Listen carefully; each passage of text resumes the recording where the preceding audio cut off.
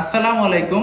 আমরা এতক্ষণ বার্নের পার্সেন্টেজ বের করা শিখলাম। এখন একটা বার্ন পেশেন্টের ক্ষেত্রে ফ্লুইড রিসাসসিটেশন খুবই জরুরি। এখন এই ফ্লুইড আমরা কতটুকু দিব সেটা সম্পর্কে একটু জানার চেষ্টা করব।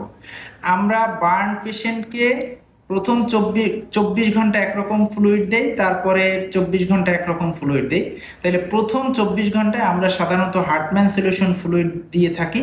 তো এটা কতটুকু পরিমাণ দিব, এটা হচ্ছে যেই মেথডটা আমরা ইউজ করি সেটা হচ্ছে পার্কল্যান্ড মেথড। আপনারা মনে রাখবেন, পরীক্ষায় আসে পার্কল্যান্ড মেথড।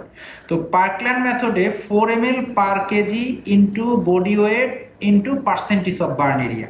এখন একটা পেশেন্টের যদি 10% পুড়ে, তাইলে 10 ইন্টু 4 ইন্টু বডি ওয়েট যদি 60 হয়, এই তিনটা গুণ করে যত হবে অতটুকু ফ্লুইড একটা বার্ন পেশেন্ট প্রথম 24 ঘন্টায় পাবে।